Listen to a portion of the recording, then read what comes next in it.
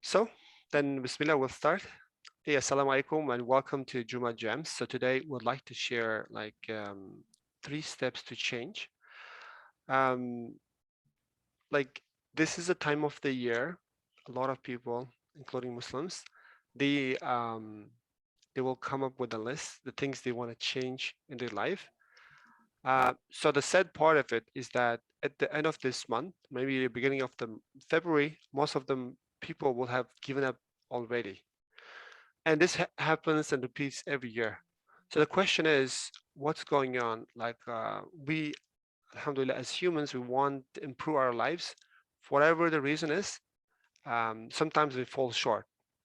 And in today's like short video, I would like to address 3 things I've learned as a business coach, as a life coach, as a habits coach. What are the things I learned that I'm implementing, not just a theory, implementing in my life, I'm seeing change, and hopefully you will benefit. So before anything takes place, the first thing you should change, whatever it is. Maybe you want to lose a weight, maybe you want to start a new business, maybe you want to do some sport and fitness. The first thing you should change is the meaning.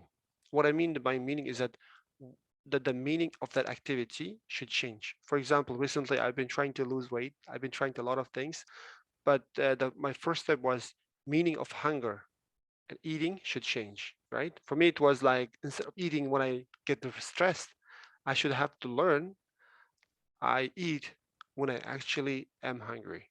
And also I have to define the input, right? For example, um, I have to take control of what I eat instead of just eating on the way. So this is just an example. Or let's say if you want to do, let's say running, jogging, or any other sport, it's not about the activity itself, but what it really means to you. To a deeper why should change, or you have to discover that purpose. Otherwise, it's less likely it's going to change because why? It's directly related to your motivation. So maybe in one of the lessons, we will also share, when talk about the small steps, not today, later on. I will share the habit for formula. That's what I learned from the BJ Fogg, from the psychology professor in Stanford. You may not believe there is actually a formula for a habit, right? And one of the axes is actually called the motivation, how motivated you are to take action. So once you know your meaning and motivation, it will help us. So number 2 thing, what you need is a support squad, right? What it really means is that you may not need thousands of people, but you need the 5 to 6 probably people around your environment. Sometimes it's your family, sometimes they are not. Sometimes they are friends, sometimes they are not. So one of the things at Fitra, we have this small group of like-minded, like-hearted, and Muslim entrepreneurs that support each other. So this is our support group. We call it the support squad. We help each other. We believe each other. It's a safe place to help us, each of us, to take the next step.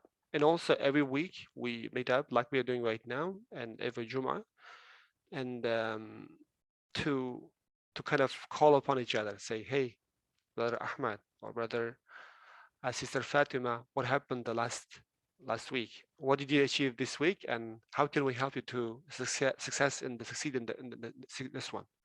So last but not the least one is the small steps. Um, so what it really means, you may heard it a lot of times, start small, etc., etc. But action is how to actually take action, right?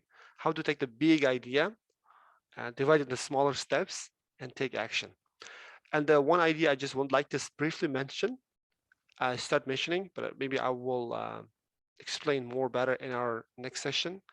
When we talk about this change, right? Why are we talking about this change before we actually, this is an entrepreneurship course, etc. What I learned is that 80% of the time is the battle. Even in Islam, if you know, the Jihad al-Akbar, the biggest struggle is the nafs, the struggle of the nafs, which is the struggle of the self, internal struggle, not necessarily external, but internal. Yes, there are some external struggles. We'll come to that later on, how to tackle them. But the big struggle is internal one, right? That's why we are here to support each other. And when usually people talk about this thing, they talk about just mindset, right? Today, I'm gonna just introduce you. While the mind is a part of the body, inshallah, there is one of the lessons we also go into the Islamic, like the structure of the self. based on the Islamic psychology. This is something what I'm also learning these days. Is actually my like self is not only consists of the mind, right? When we say mind, we're talking about thoughts. There's actually our body, physical body, and we have heart, right? I'm not talking about the physical heart, but I'm talking about the feelings, emotions. And last but not the least is our soul, right? This is elevated, the higher self, we call it, not the nafs, not the ego, the lower self, but the higher self. So each of them has a set, each of them has a need, and each of us, trust me or not, we are meeting those needs one way or another. It depends how we meet them, how healthy they are. This defines who we are, this defines how we live. And I just don't want to make the video short, long as so. Hopefully, this is as short as possible. These are the three steps to change. So, as I said before, the knowing this is just the first step. However, learning this, taking action as a group is something else. If there's something you want, you can check it out at fitra.io if you want to join us. But otherwise, that's it for today, and I will see you on the other one. Assalamu alaikum. So that was the recording. So let me stop the recording.